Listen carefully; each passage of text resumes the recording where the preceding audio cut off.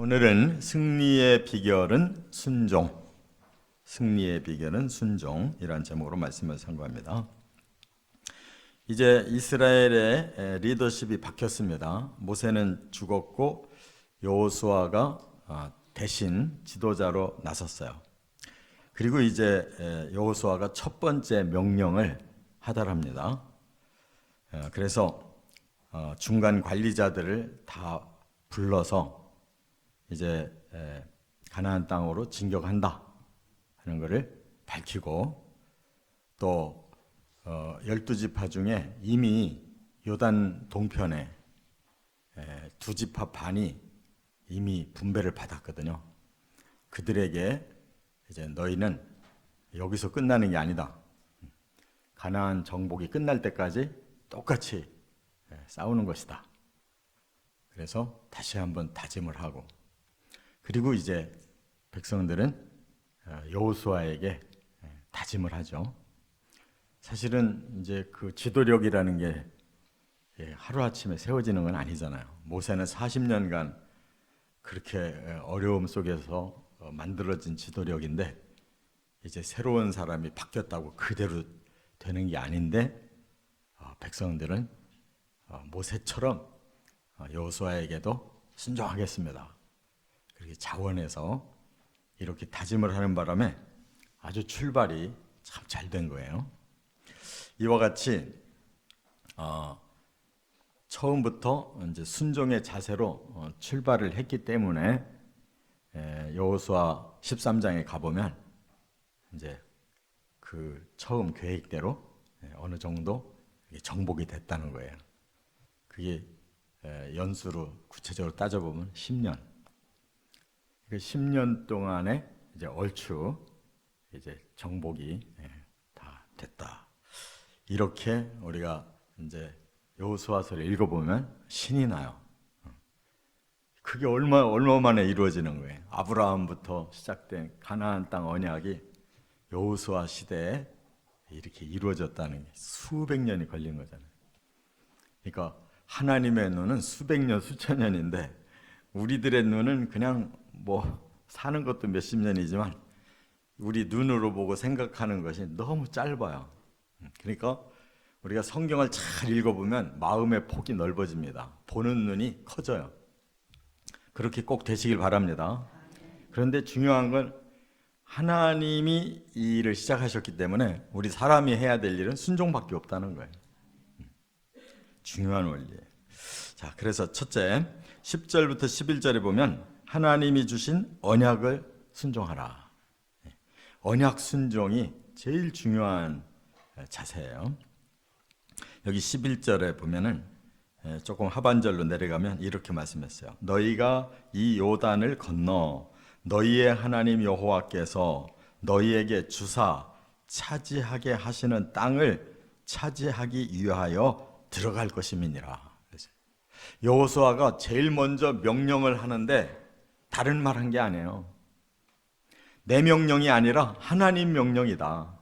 하나님이 너희에게 언약을 주셨잖냐. 가나안 땅을 차지하게 해주시기 때문에 너희는 그 언약대로 순종만 하면 가나안 땅 들어간다. 이렇게 여호수아가 말씀을 딱 먼저 내세웠어요. 그렇잖아요. 모세도 그 출애굽서부터 이 가나안 땅 접경에서 이제 사역을 마감할 때까지 다시 한번 상기해 보세요. 자기 말이 하나도 없어요. 다 여호와께서 이렇게 하라고 하셨다 하고 하나님의 약속이고 하나님의 명령이니까 우리는 그대로 순종하라라고 말씀을 한 거지. 모세도 리더십이 딱 바뀌면서 첫 번째 명령이 하나님 언약을 딱 들이댄 거예요. 하나님이 가나안 땅을 차지하라고 언약하셨으니까 우리는 들어가서 차지하자 이렇게 말씀했어요. 그러니까 항상 우리들의 삶의 우선순위가 뭐냐? 하나님은 뭐라고 말씀하셨냐? 이게 제일 중요한 거예요. 우리는 하나님에 의해서 이 땅에 와서 하나님의 뜻을 잘 이루고 하나님에 의해서 가는 거예요. 우리 주권이 하나도 없어요, 사실상. 근데 사람은 지정의 일을 하나님이 주셔가지고 꼭 자기가 제일 중요한 걸로 생각해요. 나는 어떻게 살고 싶고, 나는 뭘 하고 싶고, 내 생각은 이거고, 전부 자기 말을 자꾸 한단 말이에요. 그러니까 성경을 잘 아는 사람은 일단 자기 생각은 자기 생각인데 내려놓고 하나님은 뭐라고 말씀하시냐, 하나님 뜻이 뭐냐, 하나님 명령대로 나는 살겠다, 이런 순종의 자세가 필요하다, 그 말이에요.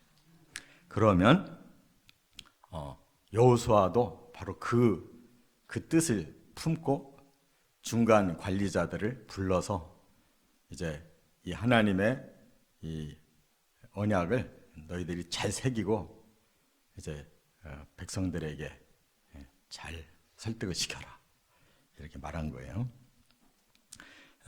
우리는 내 인생인 줄 알지만 내 인생이 아니에요. 올 때도 하나님에 의해 왔지 뭐 우리가 오고 싶다고 온 거 아니잖아요. 갈 때도 내가 가고 싶은 날 가는 게 아니고 하나님이 부르시면 그 순간 사라지는 거예요. 그러니까 모든 것은 하나님의 뜻에 달려 있어요. 그 중에 하나님이 우리에게 약속하신 것, 그것만큼은 우리가 이룰 수가 있는 거예요. 그러니까 하나님의 뜻이 뭐냐를 찾아서 꼭 그때그때마다 내 의지를 누르고 하나님 뜻에 순종해 가시기를 바랍니다. 두 번째는 12절부터 15절에 보면 자신이 약속한 것에 순종해야 된다는 거예요. 우리 사람도 자신의 생각과 결단에 의해서 드러낸 말, 굉장히 중요한 거예요. 자기가 약속한 거 자기가 순종해야 되는 거예요. 그래야 이 땅의 삶이 모두가 조화롭게 살 수 있지. 말은 철석같이 해놓고 그 자기 말에 순종 안 하고 나중에 또 엉뚱한 소리 하고 제멋대로 하고 이러면 세상이 못 살아요. 신뢰가 다 깨져버리면. 바로 12절에서 15절에 그런 지금 그 말이 나오는데, 여호수아가 이제 두 번째 명령은 누구에게 하느냐, 두 지파 반에게 하는 거예요. 두 지파 반은 그들이 이제 가나안 땅을 향해서 가다가 그 막바지에 요단 동편 땅을 이제 정복하게 돼요. 그것도 뭐 일부러 정복한 게 아니에요. 거기에 남북 왕이 둘이 있었는데 그들이 아모리 족속들이에요. 근데 그들이 먼저 이스라엘을 공격한 거예요. 싸울 뜻이 없었어요.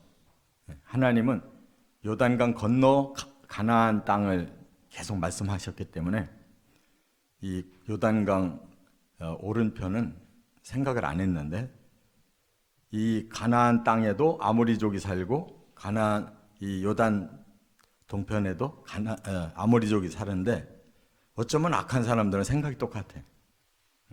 지들이 먼저 덤빈 거예요. 그래서 두 왕국을 정복했는데 두 지파반이 딱 나서서 우리 이 가족이나 또 짐승들이 거기까지 가기에는 좀 역부족입니다. 아마 짐승들이 많았던지 그게 핑계겠죠. 좀 쉽게 편하게 살고 싶었던 거예요. 두 지파 반이 원해요. 이 동편 땅을 우리에게 분배해 주십시오. 그래서 모세 때 분배를 해줬어요. 그런데 다른 지파 사람들이 막 화가 난 거예요. 왜? 아니 정작 가나안 땅에 들어가서 분배를 해줘야지. 여기서 미리 해주면 거기까지 들어가서 끝까지 싸워서 분배를 받는 사람들의 입장에서 볼 때는 이거 너무 편파적으로 이 사람들이 혜택 받는 거 아니냐. 그래서 모세가 지혜롭게, 그래 너희들이 원한다면 이 땅을 주되 가족들 짐승들은 여기에 머물러 있고 너희 군인들은 다른 지파의 군인들보다 앞장서서 가나안 땅 정복할 때 공헌을 해라. 그리고 모든 게 끝난 다음에 너희들의 분배된 지파로 돌아가서 거기서 이제 잘 살아라. 이렇게 해줄 수 있냐라고 모세가 제안했어요. 그리고 그들이 그렇게 하겠다고 해서 하나님 앞에 기도하고 허락해 줬다고. 그런데 지금 이제 여호수아가 그거를 딱 묻는 거예요. 너희들이 전에 약속한 거 지킬 수 있느냐? 하고 다시 두 지파 반의 군대에다가 물어본 거라고요. 그랬더니 여기 르우벤, 갓, 므낫세 반지파가 그렇게 말을 해요. 우리가 약속한 거 반드시 지키겠습니다. 이렇게 약속을 해요. 그래서 이제 다른 지파들도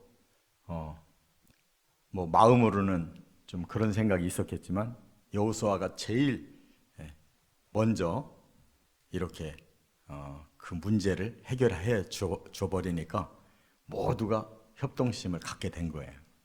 그러니까 지도자도 우선순위를 잘 알아야 돼요.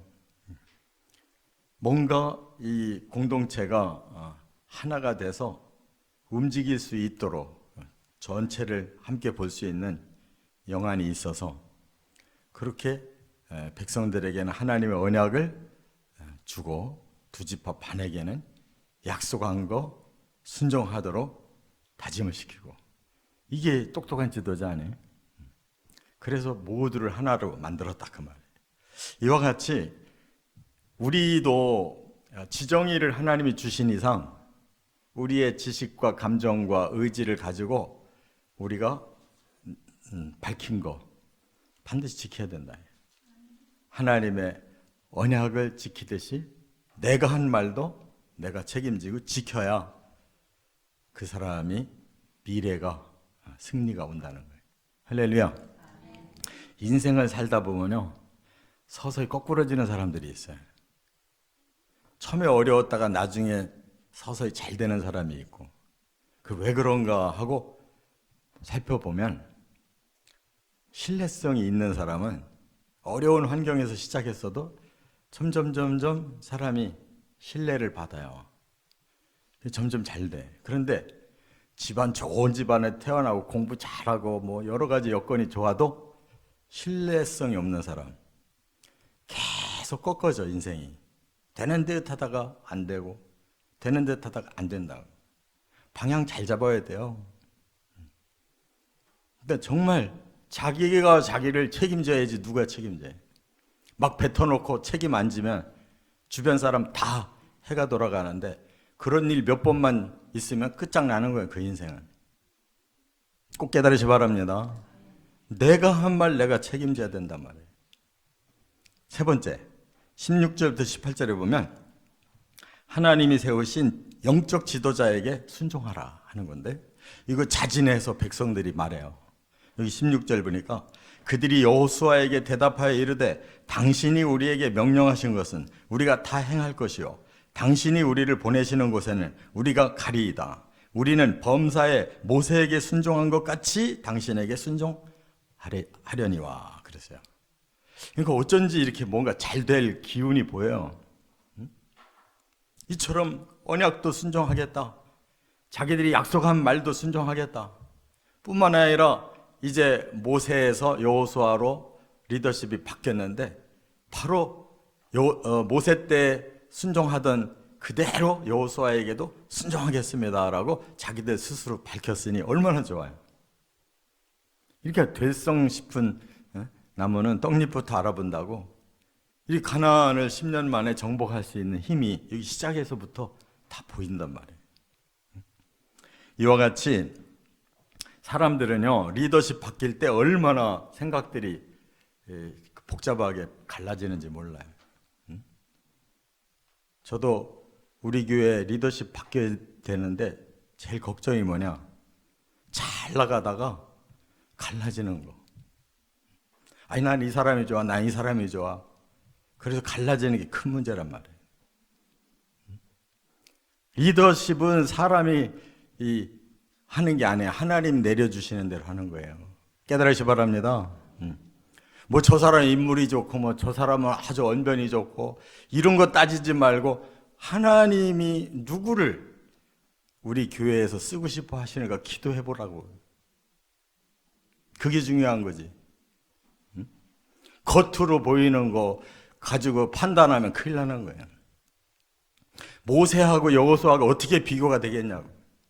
그런데 이 사람들은 많이 경험을 해봐서 이제 아는 거예요. 모세도 하나님이 보내셨고 여호수아도 하나님이 세우셨다. 하나님이 세운 지도자에게 우리는 무조건 순종하겠습니다. 지금 이렇게 나오잖아요. 지금까지 뭐 여호수아가 한 게 뭐가 있어요? 하나도 지금 없어요. 입증된 게 없어. 그런데 이렇게 순종하겠습니다 하니까 바로 요단강물 가르고 여리고성 무너뜨리고 모세 때의 기적과 똑같은 기적이 지금 계속 일어나기 시작하잖아요. 할렐루야.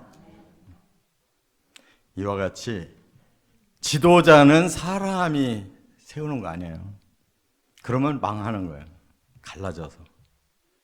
하나님의 뜻을 물어보고 하나님의 말씀이 우리에게 깨달아질 때까지 잠잠하게 기도하면 다 떠오르게 돼 있는 거예요. 믿습니까? 그런 생각 안 하고 자꾸 우리 사람들이 이런 사람이 좋냐 저런 사람이 좋냐 자꾸 떠들어대면은 공동체만 깨지는 거예요. 조용히 기도하세요. 그럼 하나님이 다 뜻을 넣어줄 거야. 하나님이 하나가 되게 해주실 거예요. 누군가 한 사람이 세워질 거 아니에요. 하나님이 부러워하는 사람이 세워질 리가 있어요? 괜히 사람들이 미리 세워놓고 야단 떨지 말고 조용히 기도하시라고. 이렇게. 여호수아 겉으로 봐서 뭐가 믿어지냐고. 지금 하나도 증명된 게 없고 40년 동안 숨어서 비서 생활만 했는데 그래도 하나님이 딱 명령해서 세워놓으니까 기적 주시니까 다 되잖아요. 이것이 바로 하나님이 세우신 영적 지도자의 리더십이라는 거예요. 저나 여러분이나 바로 이렇게 우리 인생을 출발하고 우리 공동체를 이끌어가면 하나님의 뜻대로 또 자기 자신의 그 밝혀진 그 약속 그리고 하나님이 내려주시는 그 리더십이 이렇게 잘 어울리면 승리는 반드시 이루어진다. 되는 교회는 이렇게 해서 되는 거예요. 안 되는 교회 이렇게 안 해서 안 되는 거라고. 꼭 승리하는 우리 영적 공동체 되시기를 주의 이름으로 축원합니다.